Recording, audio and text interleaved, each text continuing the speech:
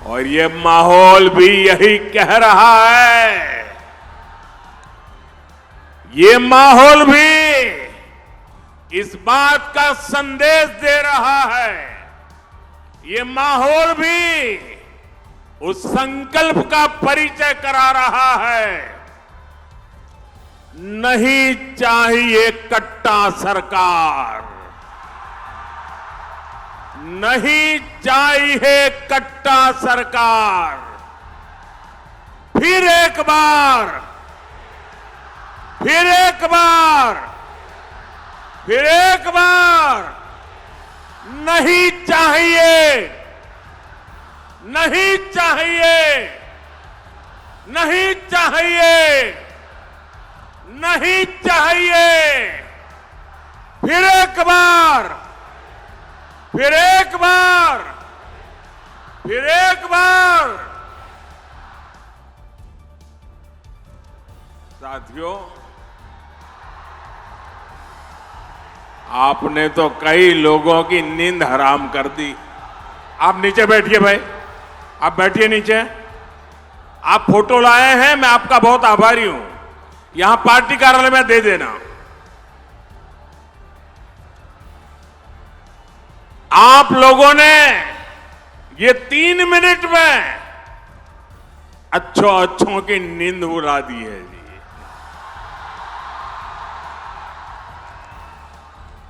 यही तो जनता जनार्दन की ताकत होती है। साथियों, मां सीता की इस पुण्य भूमि पर आया हूं, ये भी बड़ा सौभाग्य है। और मुझे 5-6 साल पहले का आज का ही दिन याद आता है। आपको भी याद आ जाएगा। वो तारीख थी 8 नवंबर 2019। याद कीजिए, 8 नवंबर 2019 माता सीता की इस धरती पर मैं आया था। और यहां से अगले दिन मुझे सुबह सुबह पंजाब में करतारपुर साहब कॉरिडोर के लोकार्पण के लिए निकलना था। और अगले ही दिन सुप्रीम कोर्ट में अयोध्या पर फैसला भी आना था।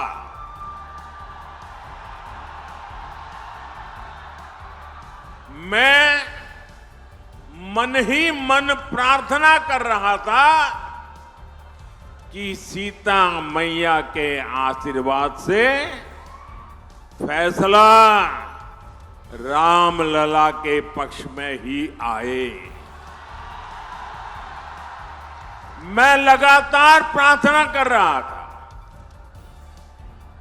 और साथियों, जब सीता माता की धरती से निकलते हुए प्रार्थना करूं, वो प्रार्थना कभी भी फल जाती है क्या?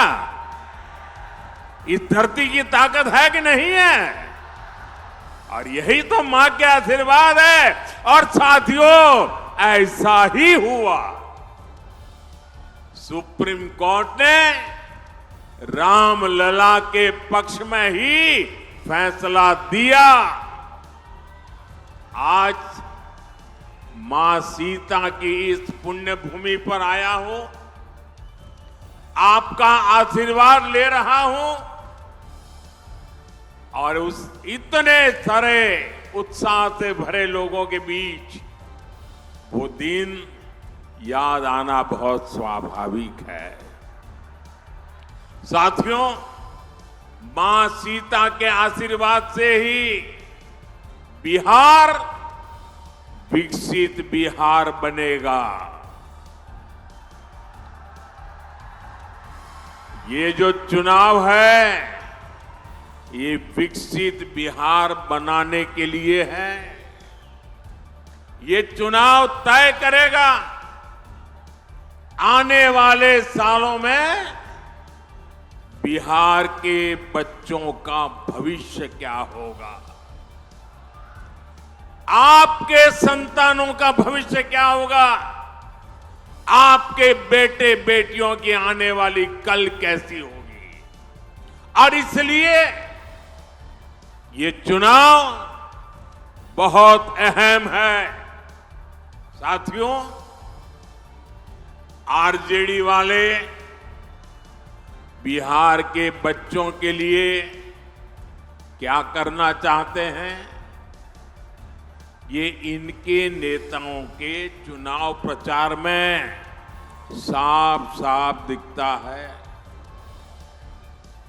आप जरा ये जंगल राज वालों के गाने और उनके नारे जरा सुन लीजिए, आप कांप जाएंगे। क्या बोलते हैं, क्या सोचते हैं। आरजेडी के मंचों पर मासूम बच्चों से कहलवाया जा रहा है। क्या कहलवाया जा रहा है? वो बच्चे कह रहे हैं उन्हें रंगदार बनना है, रंगदार बनना है।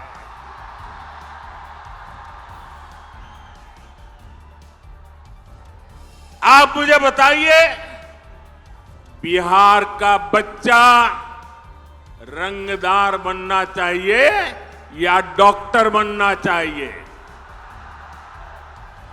रंगदार बनना चाहिए या डॉक्टर बनना चाहिए? क्या हम हमारे बच्चों को रंगदार बनने देंगे? क्या रंगदार बनाने वालों को जीतने देंगे? बिहार का बच्चा रंगदार नहीं बन सकता। अब हमारा बच्चा इंजीनियर बनेगा, डॉक्टर बनेगा, एडवोकेट बनेगा, अदालत में जज बनेगा। मैं बिहार में आपको, यहां फैशन है ना, कट्टा लेकर के आ जाते हैं, फिर बोलते हैं हैंड्स अप, यही है ना। मैं बिहार में आपको हैंड्स अप कहने वाले, अब बिहार में उनके लिए जगह नहीं है। अब तो बिहार में स्टार्टअप के सपने देखने वाले चाहिए, हैंड्स अप वाले नहीं चाहिए हमें। साथियों, हम बच्चों के हाथ में किताबें, कंप्यूटर, लैपटॉप दे रहे हैं। हमारे बच्चे खेल में आगे बढ़े, इसलिए हम उन्हें बैट दे रहे हैं, हॉकी स्टिक दे रहे हैं, फुटबॉल दे रहे हैं, वॉलीबॉल दे रहे हैं। लेकिन आरजेडी के लोग बिहार के युवाओं को कट्टा और दूनाली देने की बात कर रहे हैं। ये लोग खुद के बच्चों को मंत्री बनाना चाहते हैं। बेटा हो बेटी, कोई सांसद बने, कोई एमएलए बने, कोई मंत्री बने, कोई मुख्यमंत्री बने, अपने संतानों के लिए तो वो ये सपने देखते हैं। और आप सभी के बच्चों को रंगदार बनाना चाहते हैं, रंगदार बनाने। मुझे पूरी ताकत से बताइए भाइयों, ये रंगदार बनाने वाला पाप आपको मंजूर है क्या? ये बिहार को मंजूर है क्या? क्या इन बच्चों को मंजूर होगा क्या? साथियों, जंगल राज का मतलब है कट्टा, क्रूरता, कटुता, कुसंस्कार, करप्शन। क्या कर रहे हैं लोग? ये कुसंस्कार से भरे हुए लोग हैं, कुशासन का राज चाहते हैं। भारत रत्न जननायक कर्पूरी ठाकुर जी, भोला पासवान शास्त्री जी, ऐसे महान नेताओं ने बिहार को सामाजिक न्याय और विकास का विश्वास दिया था। लेकिन जैसे ही जंगल राज आया, वैसे ही बिहार में बर्बादी का दौर शुरू हो गया। आरजेडी वालों ने बिहार में विकास का पूरा माहौल ही खत्म कर दिया। साथियों, ये आरजेडी और कांग्रेस वाले उद्योगों की एबीसी भी नहीं जानते। ये उद्योगों में सिर्फ ताले लगाना जानते हैं।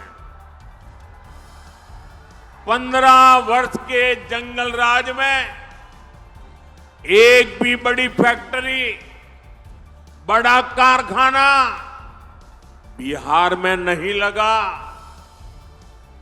यही मिथिला में जो मिलें थी, फैक्ट्रियां थी, वो भी बंद हो गई।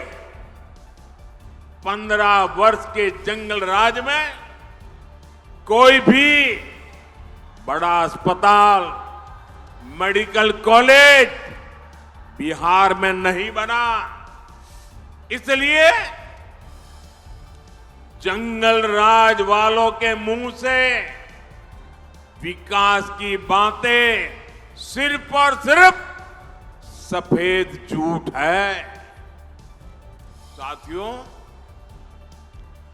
जंगल राज के समय में बिहार के लोगों का सरकार से भरोसा ही उठ गया था।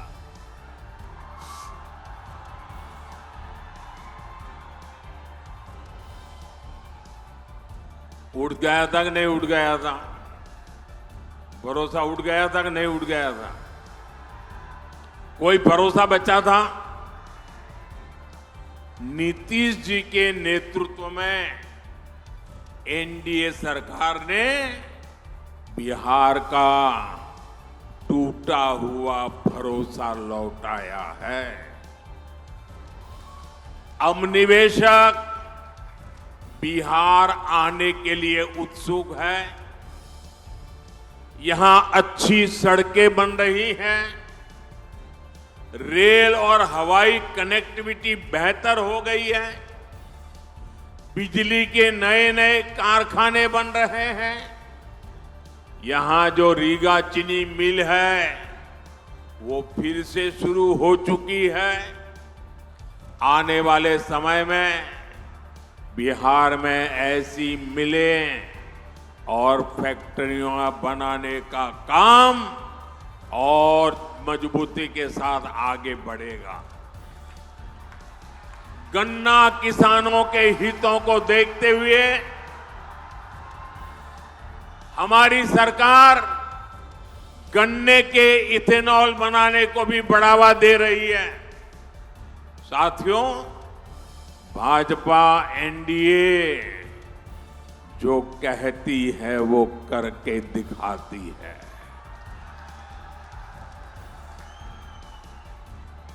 और मोदी की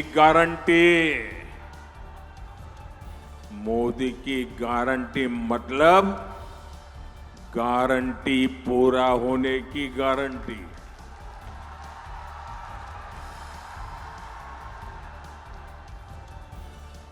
बिहार की समृद्धि का बहुत बड़ा आधार आत्मनिर्भर भारत अभियान भी है। मोदी देश को दुनिया की फैक्ट्री, बहुत बड़ा मैन्युफैक्चरिंग हब बनाने में जुटा है। ये तभी हो सकता है जब बिहार में खेती से जुड़े उद्योग लगे, बिहार में पर्यटन का विस्तार हो, यहां टेक्नोलॉजी से जुड़े उद्यम लगे, मैन्युफैक्चरिंग पर ज्यादा से ज्यादा निवेश हो, आने वाले सालों में हम इस काम को और तेजी से करने वाले हैं। मैं इसका रास्ता एनडीए ने अपने घोषणा में भी बताया है, घोषणा पत्र में बता करके रखा हुआ है। साथियों, यहां के हमारे नौजवानों में, हमारी बहनों में अद्भुत सामर्थ्य है और मोदी आपके श्रम, आपका सामर्थ्य, आपकी कला का ब्रांड एम्बेसडर है।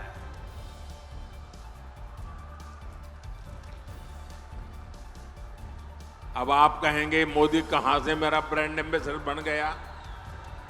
मैं बताता हूं कैसे बन गया। अभी कुछ महीने पहले मैं अर्जेंटीना गया था, बहुत दूर है यहां से। वहां के जो उपराष्ट्रपति हैं, उनको मैंने यहां की बहनों की बनाई मधुबनी पेंटिंग भेंट की थी और वो ऐसे देखते थे, बड़ा अजूबा लग रहा था उनको। और जब मैंने कहा कि मेरी बहनें बनाती हैं, बिहार के ऐसे कोने में बैठी हुई बहनें बनाती, गांव की बहनें, तो ऐसे ही देख रहे हैं मेरे सामने। बताइए, मैं आपका एम्बेसडर बना कि नहीं बना? मैं आपका ब्रांड एम्बेसडर बना कि नहीं बना? बिहार की बात दुनिया में पहुंचाई कि नहीं पहुंचाई? आपका मधुबनी पेंटिंग पहुंचाया कि नहीं पहुंचाया? इसी तरह दिल्ली में G20 समिट के दौरान दक्षिण कोरिया के राष्ट्रपति को भी मैंने मधुबनी पेंटिंग देने का काम किया।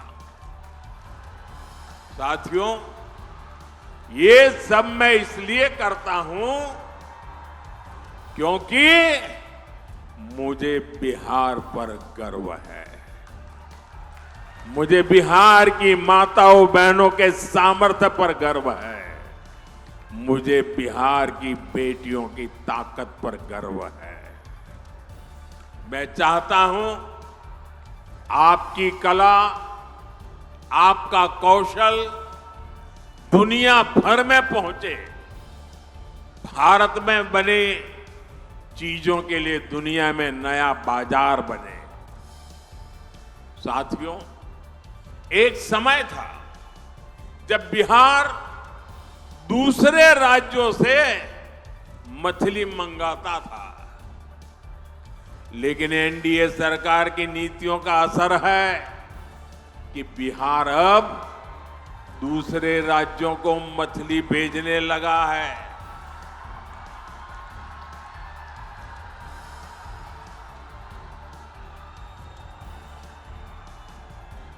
और ये हमारे मछली के क्षेत्र में काम करने वालों की ताकत देखिए। बड़े बड़े लोग भी यहां की मछली अब देखने के लिए आ रहे हैं, पानी में डुबकी लगा रहे हैं।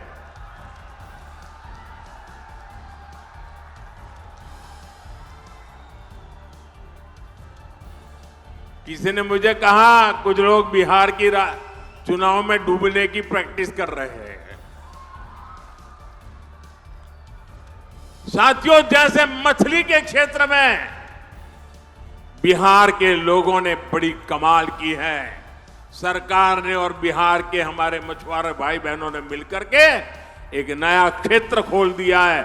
अब इसी तरह हम मखाने को दुनिया के कोने कोने तक पहुंचाना चाहते हैं।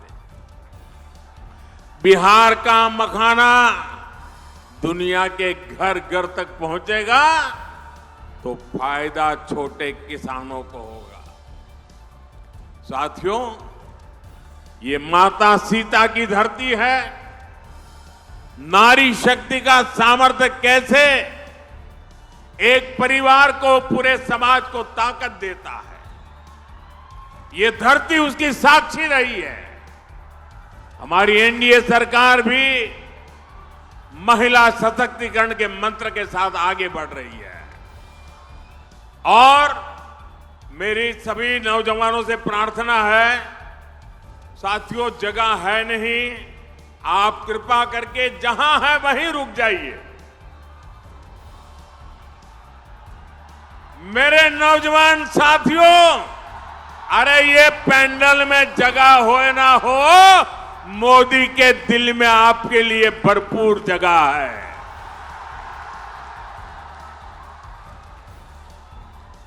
साथियों, सरकार की नीतियों और निर्णयों का असर हम हर क्षेत्र में देख रहे हैं। साथियों, यहीं बिहार के राजगीर में पिछले वर्ष महिला हॉकी की एशियाई चैंपियनशिप हॉकी टूर्नामेंट हुई थी। हमारी बेटियां चैंपियन बनी थी। कुछ दिन पहले भारत की बेटियों ने क्रिकेट विश्व कप भी जीता है। ये क्रिकेट के इतिहास में पहली बार हुआ है। 3 दिन पहले ही ये विश्व विजेता हमारी बेटियां दिल्ली में प्रधानमंत्री आवास पर आई थी। दूसरे चरण के मतदान से पहले चिराग पासवान ने एक बड़ा दावा किया है। चिराग पासवान दावा करते नजर आ रहे हैं, कह रहे हैं कि हम लोग 175 सीट जीतने जा रहे हैं। साथ ही चिराग पासवान ने यह भी दावा किया कि बिहार में एनडीए की सरकार बनने जा रही है। नतीजों के पहले बड़े दावे करते हुए दिग्गज नजर भी आ रहे हैं। में कहीं कोई संदेह नहीं है कि सरकार तो एनडीए की बनने जा रही है, और इसमें यह भी संदेह नहीं है कि हम लोग बड़ी मजबूती के साथ सरकार बनाने जा रहे हैं। ऑलमोस्ट 175 के आसपास आज की तारीख में। और मैं ये भी मानता हूँ कि जैसे दूसरे चरण का मतदान संपन्न होगा, तब तक अगर हम लोग 2010 वाला भी रिकॉर्ड अगर हम लोग तोड़ें